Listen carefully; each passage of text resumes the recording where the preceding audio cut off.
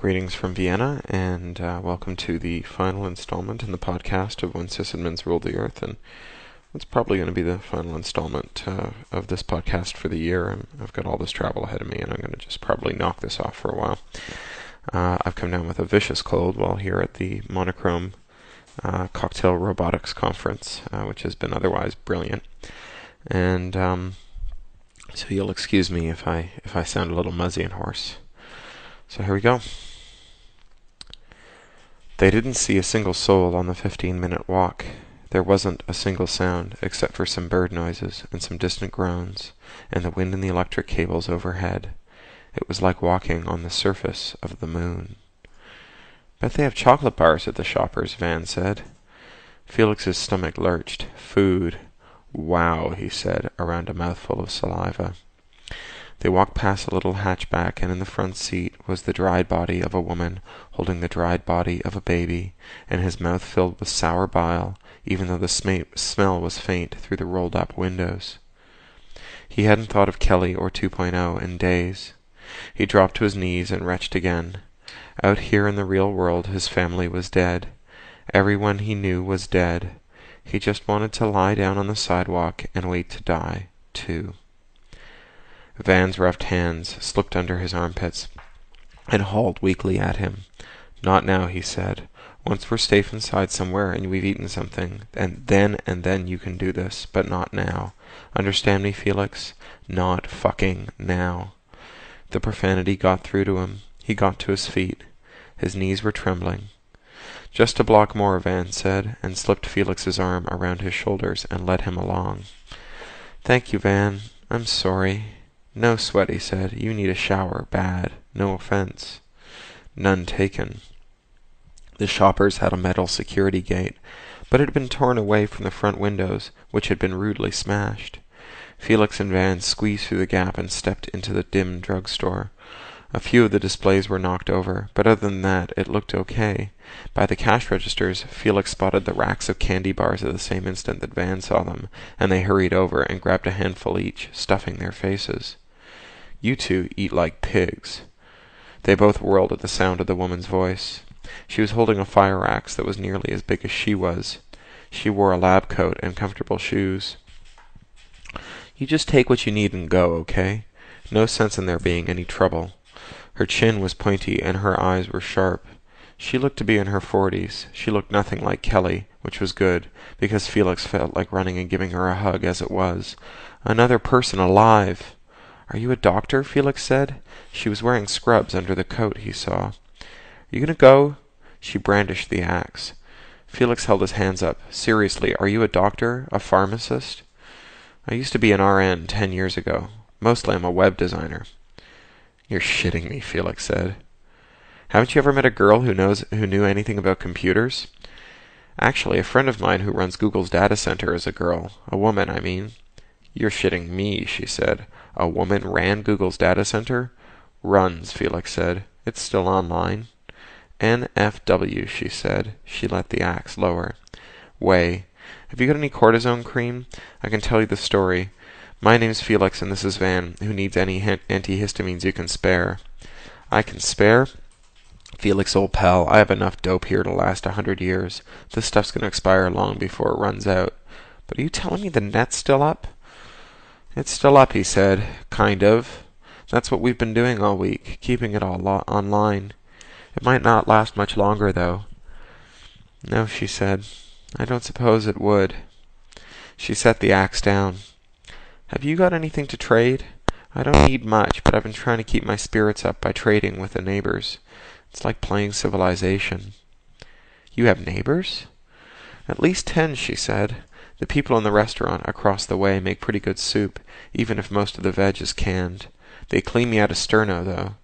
"You've got neighbors, and you trade with them?" "Well, nominally. It'd be pretty lonely without them. I've taken care of whatever sniffles I could. I set a bone. Broken wrist. Listen, do you want some Wonder Bread and peanut butter? I have a ton of it. Your friend looks like he could use a meal." "Yes, please," Van said. "We don't have anything to trade, but we're both committed workaholics and looking to learn a profession. Could you use some assistance?" "Not really," she said. She spun the axe on its head. but I wouldn't mind some company." They ate the sandwiches and then some soup. The restaurant people brought it over and made their manners at them, though Felix saw their noses wrinkle up, and he ascertained that there was working plumbing in the back room. Van went in to take a sponge bath, and then he followed. "None of us knows what to do," the woman said. Her name was Rosa, and she had found them a bottle of wine and some disposable plastic cups from the housewares aisle. "I thought we'd have helicopters or tanks, or even looters, but it's just quiet." "You seem to have kept pretty quiet yourself," Felix said. "I didn't want to attract the wrong kind of attention." "You ever think maybe there's a lot of people out there doing the same thing? Maybe if we all got together we'd come up with something to do." "Or maybe they'll cut our throats," she said. Van nodded. "She's got a point." Felix was on his feet. "No way, we can't think like that. Lady, we're at a critical juncture here. We can go down through negligence, dwindling away in our hiding holes, or we can try to build something better." "Better? Pfft!" She made a rude noise. "Okay, not better, but something, though. Building something is better than letting it dwindle away. Christ, what are you going to do when you've read all the magazines and eaten all the potato chips here?"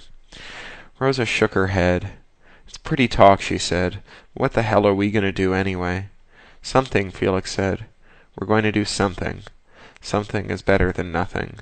We're going to take care of this patch of the world where people are talking to each other, and we're going to expand it. We're going to find everyone we can, and we're going to take care of them, and they're going to take care of us. We'll probably fuck it up. We'll probably fail. I'd rather fail than give up, though." Van laughed. "Felix, you are crazier than Sario, you know it? We're going to go and drag him out first thing tomorrow. He's going to be a part of this, too. Everyone will. Screw the end of the world. This world doesn't end. Humans aren't the kind of things that have endings." Rosa shook her head again, but she was smiling a little now. "And you'll be what? The Pope Emperor of the world?" "He prefers Prime Minister," Van said in a stagey whisper. The antihistamines had worked miracles on his skin, and it had faded from angry red to a fine pink. "You want to be Minister of Health, Rosa?" he said. "Boys," she said, "playing games. How about this? I'll help you out however I can, provided you never ask me to call you Prime Minister, and you never ever call me the Minister of Health." "It's a deal," he said. Van refilled their glasses, upending the wine bottle to get out the last few drops. They raised their glasses. "To the world," Felix said. "To humanity." He thought hard. "To rebuilding." "To anything," Van said. "To anything," Felix said. "To everything." "To everything," Rosa said. They drank. He wanted to go see the house, see Kelly in 2.0, though his stomach churned at the thought of what he might find there. But the next day they started to rebuild, and months later they started again, when disagreements tore apart the fragile little group they'd pulled together. And a year after that they started over again, and 5 years later they started again. It was nearly 6 months then before he went home. Van helped him along, riding cover behind him on the bicycles they used to get around town. The further north they rode, the stronger the smell of burnt wood became. There were lots of burnt-out houses.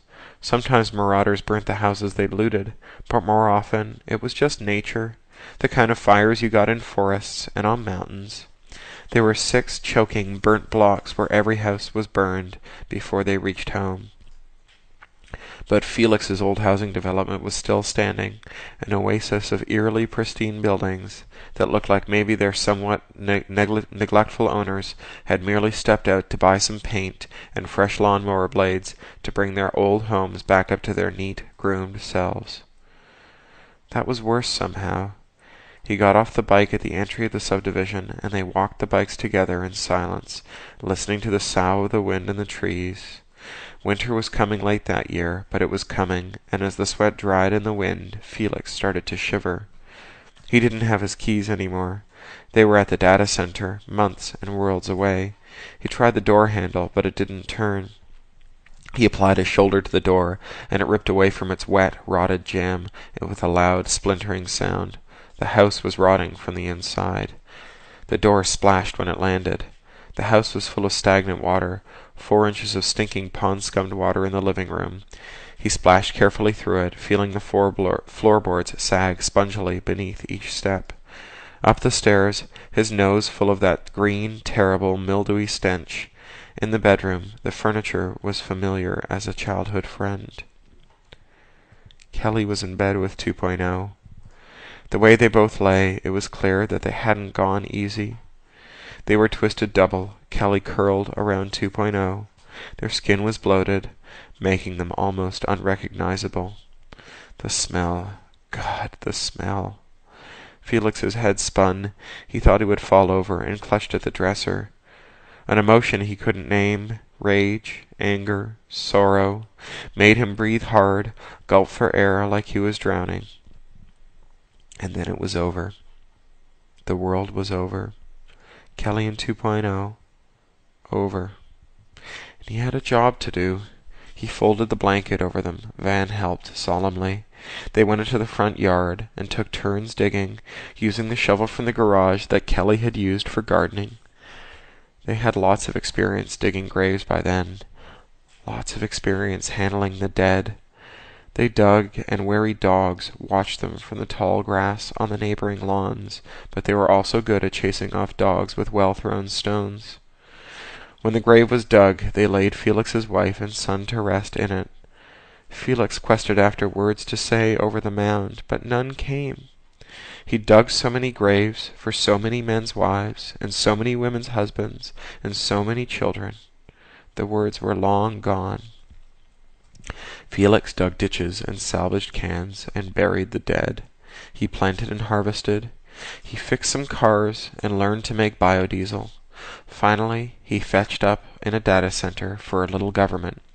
Little governments came and went, but this one was smart enough to want to keep records and needed someone to keep everything running, and Van went with him. They spent a lot of time in chat rooms, and sometimes they happened upon old friends from the strange time they'd spent running the distributed republic of cyberspace. Geeks who insisted on calling him PM, although no one in the real world called him that anymore. It wasn't a good life most of the time. Felix's wounds never healed, and neither did most other people's. There were lingering sicknesses, and there were sudden ones. Tragedy on tragedy. But Felix liked his data center. There in the humming of the racks, he never felt like it was the first days of a better nation, but he never felt like it was the last days of one, either. Go to bed, Felix. Soon, Kong, soon. I've almost got this backup running. You're a junkie, dude. Look who's talking. He reloaded the Google homepage. Queen Kong had it online for a couple of years now. The O's in Google changed all the time, whenever she got the urge. Today they were little cartoon globes, one smiling and the other frowning. He looked at it for a long time and then dropped back into a terminal to check his backup. It was running clean for a change. The little government's records were safe. Okay, night-night. Take care. Van waved at him as he creaked to the door, stretching out his back with a long series of pops. Sleep well, boss, he said. Don't stick around here all night, Felix said. You need your sleep too. You're too good to us grunts, Van said, and went back to typing. Felix went to the door and walked out into the night. Behind him, the biodiesel generator hummed and made its acrid fumes. The harvest moon was up, which he loved. Tomorrow he'd go back and fix another computer and fight off entropy again. And why not? It was what he did. He was a sysadmin. And that's the story. So I'll get this uploaded. Off to Geneva tomorrow for a UN meeting, and then London for a day. Uganda, if the riots have stopped by then, for a week of Pan-African copyright ministers' meetings. Back to London to run a week's worth of DRM meetings. San Diego for ApacheCon, a day at EFF, in San Francisco, and then back to London, Christmas holidays, and I'll be back in the new year. I'm going to record some stuff while I'm off and away, so there'll be lots of uploads come 2006. I'll talk to you then. Have a great Christmas. Bye.